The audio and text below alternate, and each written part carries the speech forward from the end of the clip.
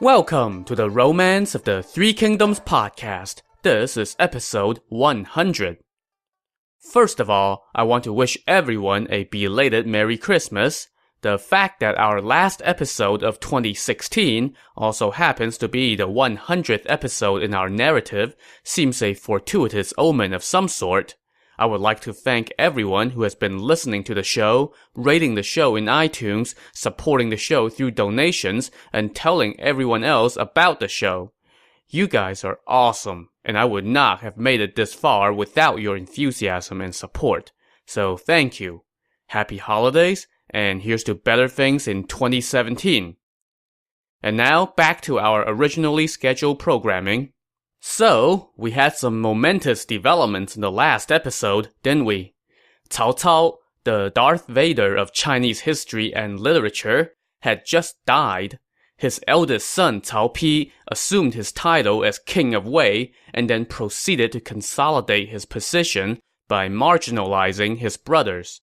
He took away one brother's army, scared another brother into committing suicide, and had just arrested his third brother, the literary genius Cao Zhi, for being disrespectful.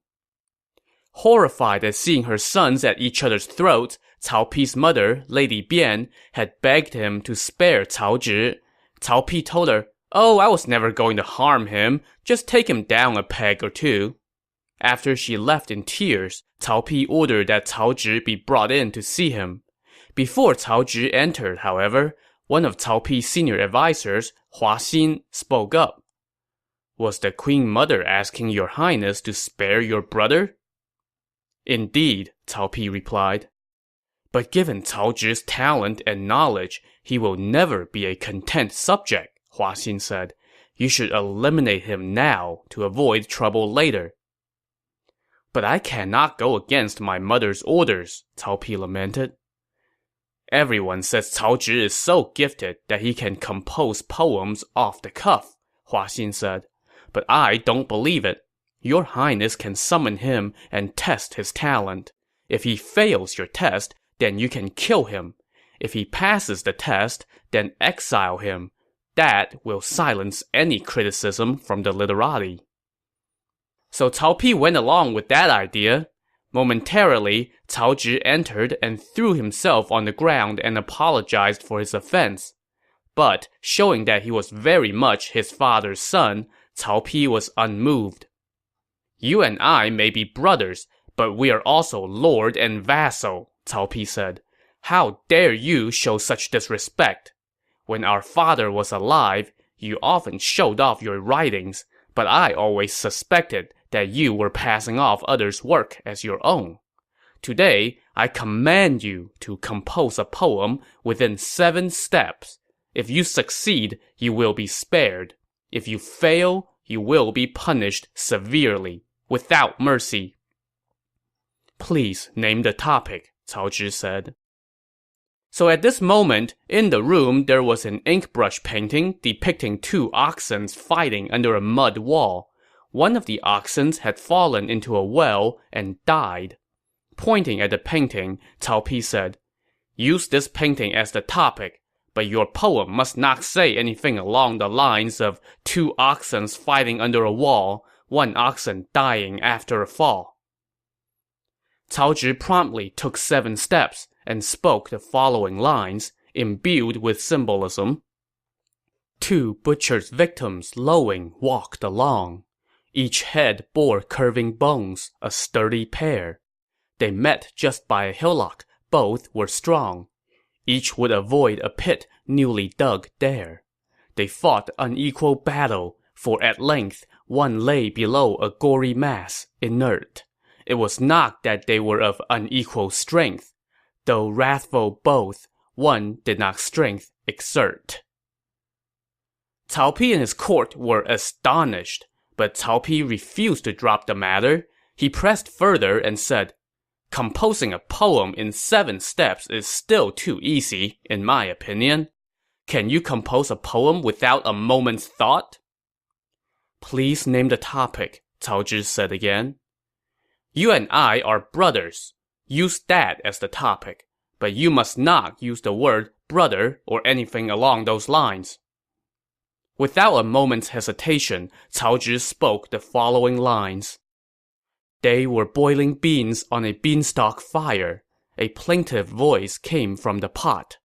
Oh, why, since we sprang from the selfsame root, should you kill me with anger hot? The metaphor here was inescapable. Cao Pi, aka the Beanstalk, could not hold back the tears that now rolled down his cheeks. His mother now came out from behind a screen and said, Why must you press your younger brother so? Hurriedly leaving his throne, Cao Pi answered, The laws of the land must not be abandoned. Well, I'm not sure there are any laws on the books about doling out punishment based on ability to compose poems in ridiculously short time frames, but that's why it's good to be king. You can just make stuff up as you go. In any case, since Cao Zhi had passed his little test, twice in fact, Cao Pi had no choice but to spare his life.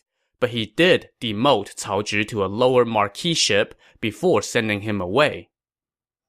Having pushed all his brothers out of the way, Cao Pi now sat secure on his throne. He remade a bunch of laws and pushed the puppet emperor around even more than his father did. When word of this reached the Shu capital of Chengdu, Liu Bei was alarmed and gathered his officials. Cao Cao has died, and Cao Pi has succeeded him and is bullying the emperor even more than Cao Cao did, Liu Bei said to his court. And Sun Quan has submitted himself to Cao Pi. I intend to attack Dongwu first to avenge my brother.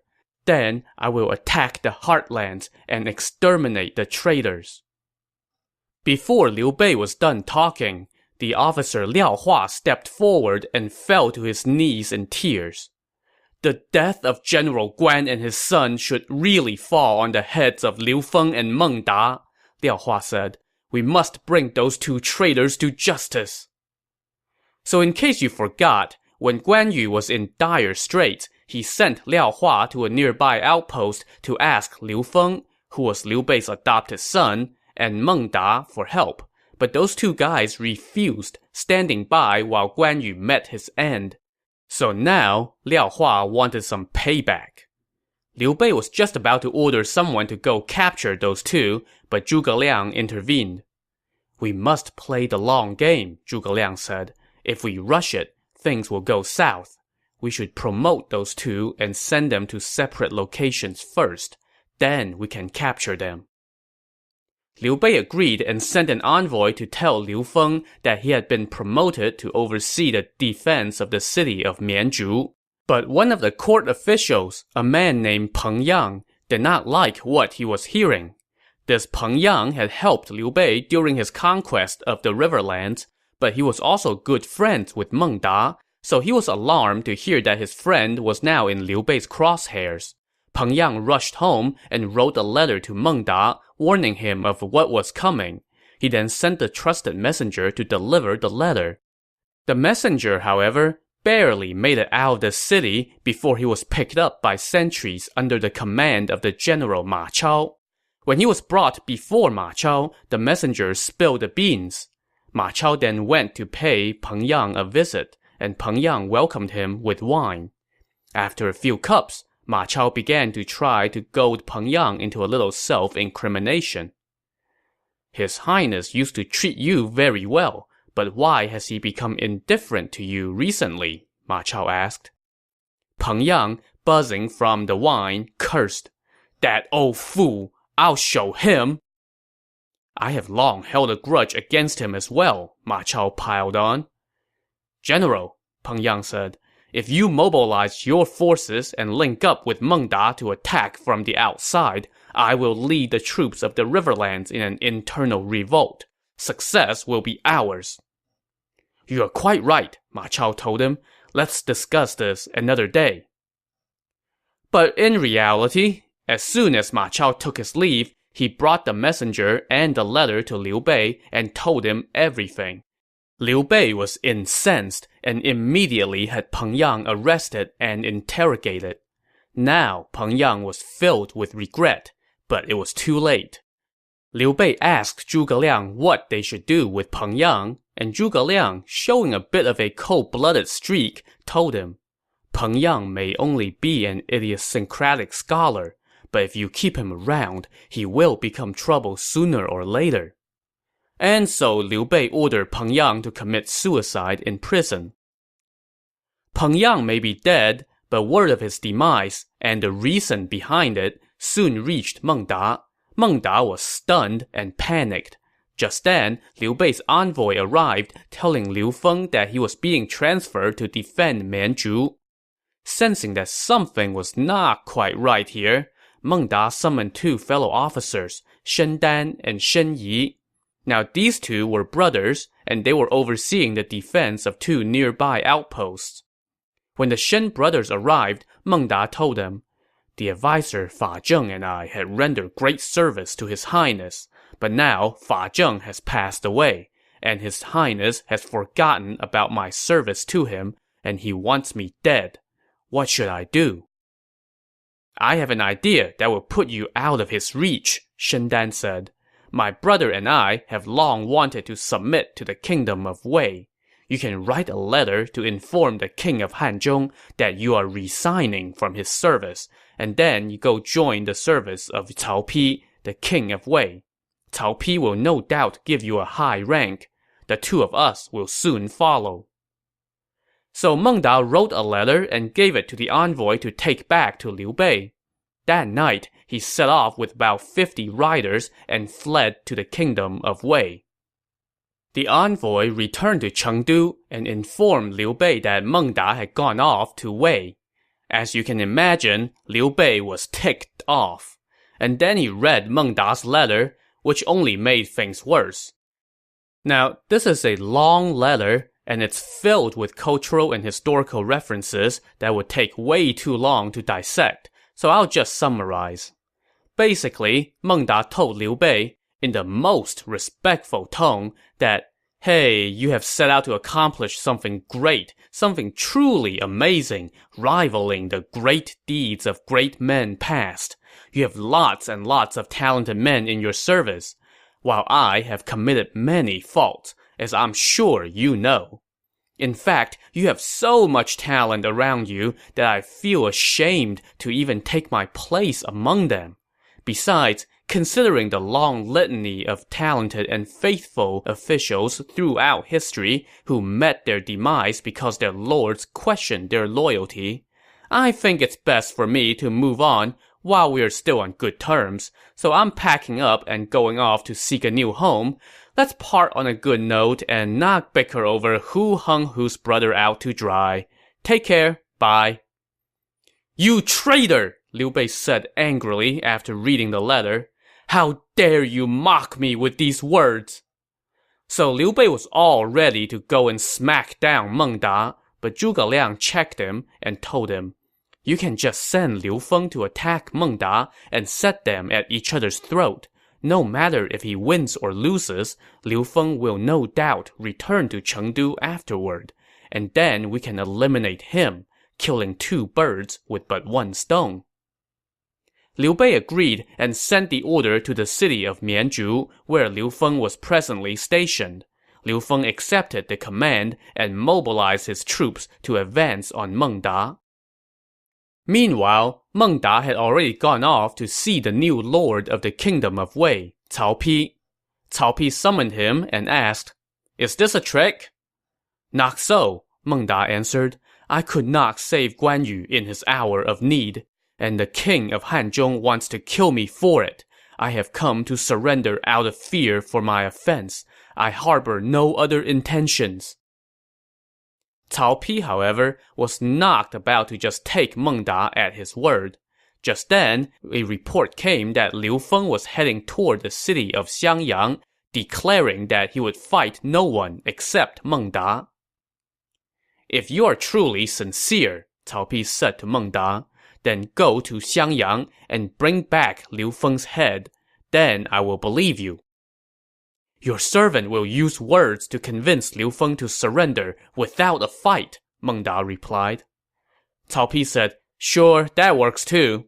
and he gave Meng Da a couple spiffy new titles and sent him to oversee the defense of Xiangyang and Fancheng, two of Cao Pi's key cities in Jing province.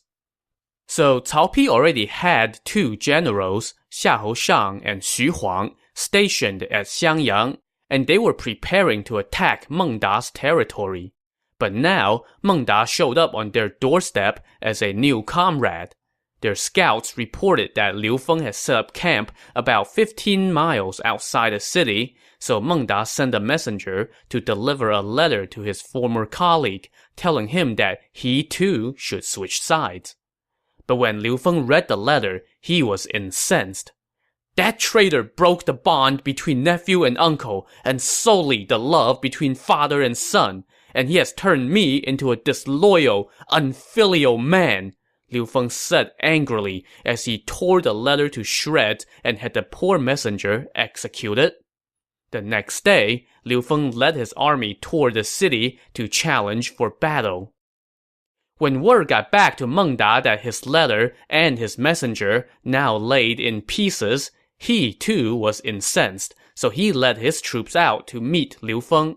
Across the lines, Liu Feng stood under his banner, pointed at Meng Da with his saber, and cursed, "You traitor! How dare you spew your nonsense!"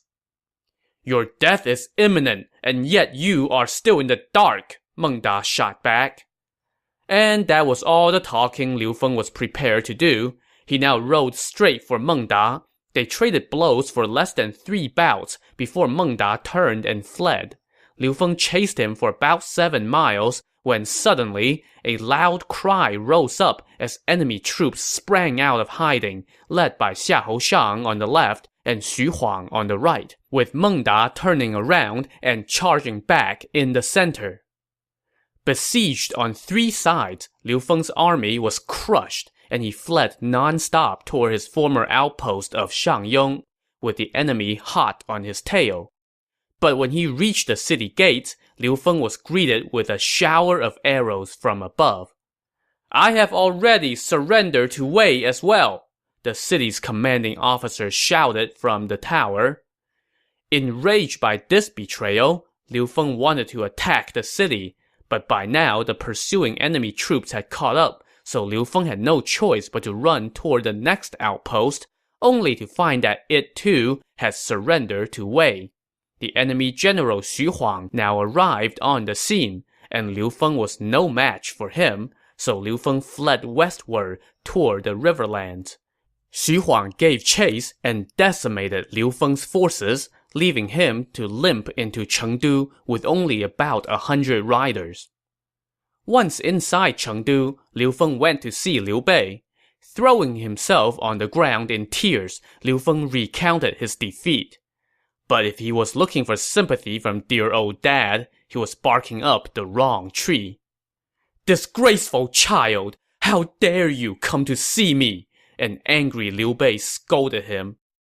"It's not that I didn't want to try to save my uncle," Liu Feng pleaded.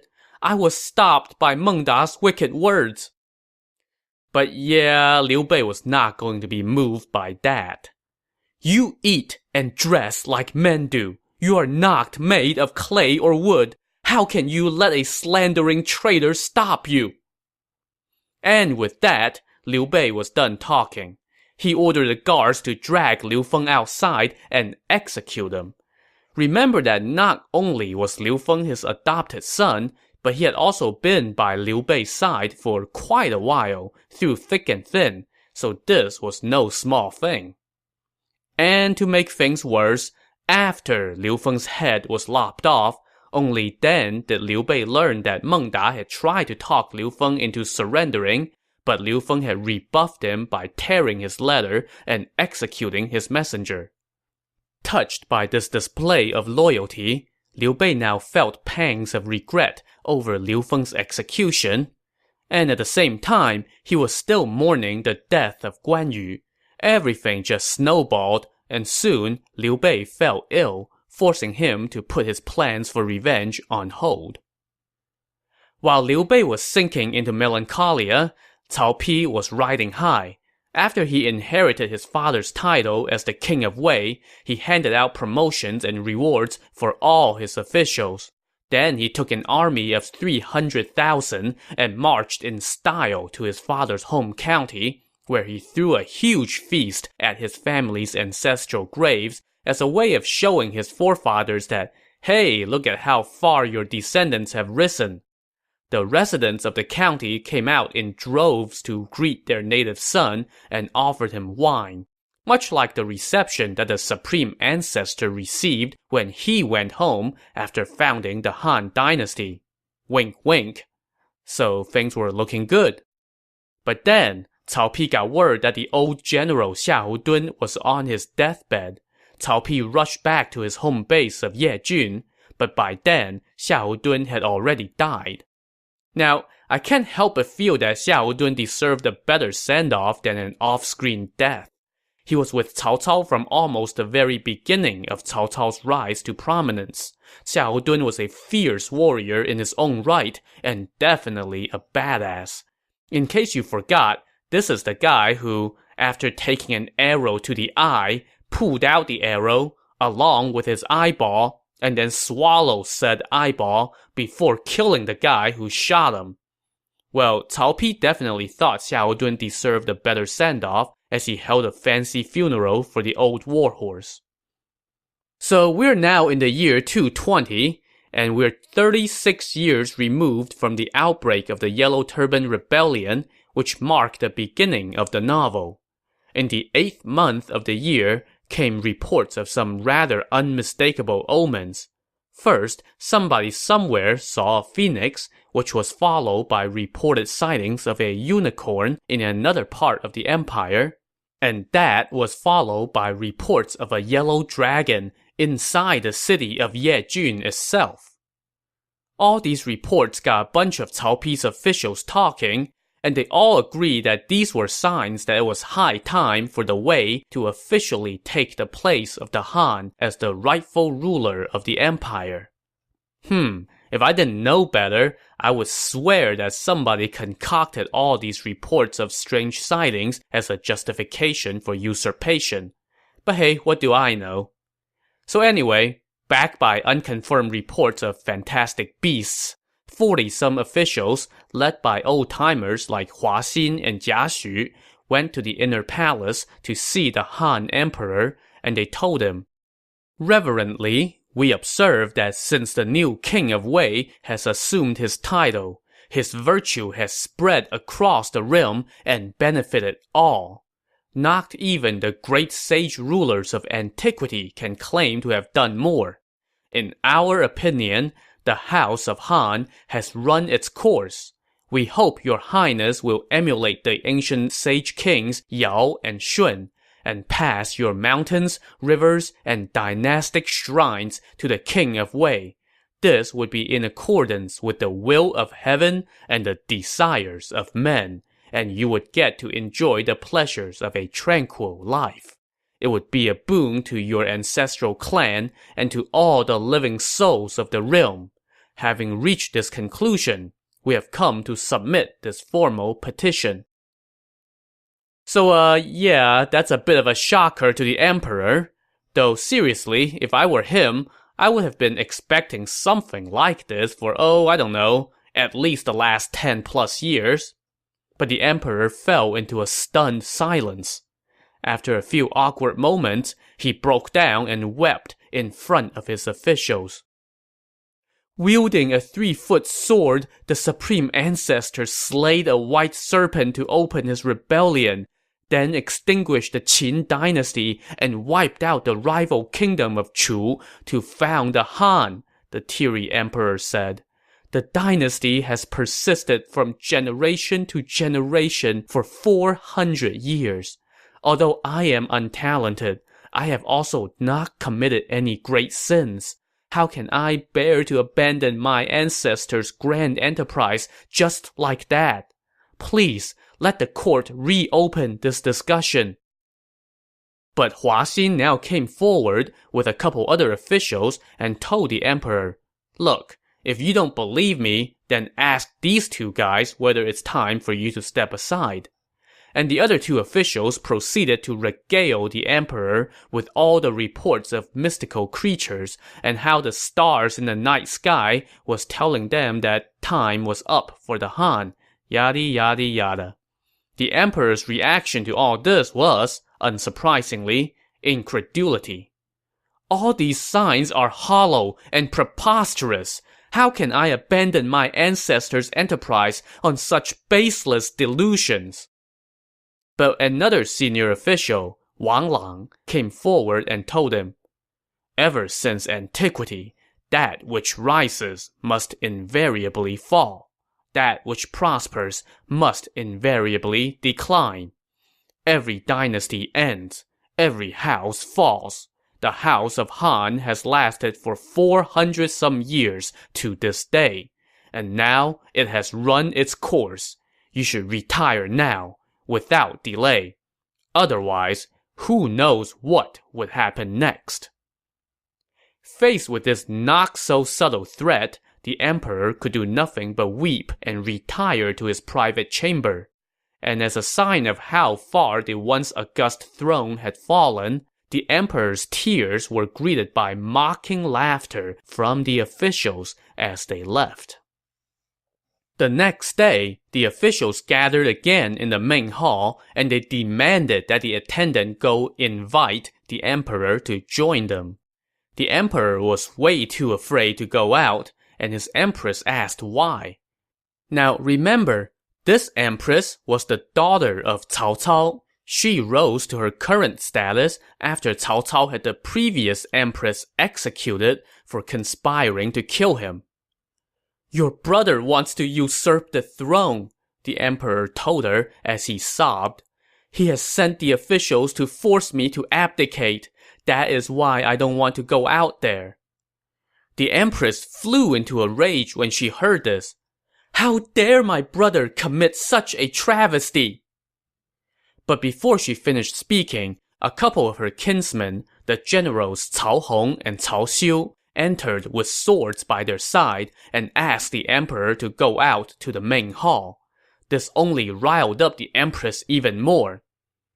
This must be the doing of you traitors, she cursed them. Your greed for wealth and rank has led you to plot treason. My father's accomplishments were unrivaled and made the realm tremble. Yet even he did not dare to covet the instruments of supreme authority. My brother has only just inherited his title, and now he is thinking about usurping the throne? Heaven will not stand for this. When she was done denouncing her kinsmen, she wailed and went to her chambers. All the servants present were reduced to tears as well. But Cao Hong and Cao Xiu just shrugged and got back to doing what they came here to do. They demanded that the emperor go out to face his officials, and the emperor had no choice but to change into his formal attire and follow them into the main hall. Your Highness, Hua Xin said, please do as your servants suggested yesterday, so that you may avoid calamity. Weeping once again, the emperor said to the assembled officials, You all have long received your living from the house of Han. Many of you are descendants of officials who had rendered great service to our house. How can you bear to do such a disloyal thing? If your highness does not comply with the consensus, Hua Xin said, I fear that disorder will erupt in the inner sanctum at any moment. This is not a case of our disloyalty to you. Okay. Not sure how you can argue that this was not a show of disloyalty, but sure, whatever. The emperor, bless his heart, still was not ready to concede. Who would dare to kill me? He asked. To this, Hua Xin replied sternly. Everyone in the land know that your highness does not possess heaven's blessing to be a ruler of men. That is why there was chaos everywhere. If not for the king of Wei, there would be plenty of men ready to kill you. Yet you still refuse to acknowledge his virtue and repay his kindness. Are you asking for people to assault you? Now, these were some pretty harsh words to be throwing in the face of an emperor, and the emperor was so alarmed that he tried to get up and run away. But Wang Lang flashed Hua Xin a look, and Hua Xin stepped forward, grabbed the emperor by his imperial robes, and said angrily, "Will you abdicate or not? Let it be known, now!" The emperor trembled and could not speak. Cao Hong and Cao Xiu were done waiting, so they pulled out their swords and shouted, "Where is the keeper of the imperial seal?" The guy whose job it was to hold the seal stepped forward right away. "I am right here," he said. Cao Hong now demanded that he hand over the seal, but he was rebuffed. "The seal belongs to the emperor. How dare you demand it?" the keeper of the seal said. Welp, that sealed his fate. Cao Hong immediately ordered the guards to drag the guy outside for execution. The keeper of the seal cursed everyone with his dying breath, but to no avail. So one person has died. Will the emperor be next? Find out on the next episode of the Romance of the Three Kingdoms podcast. Thanks for listening.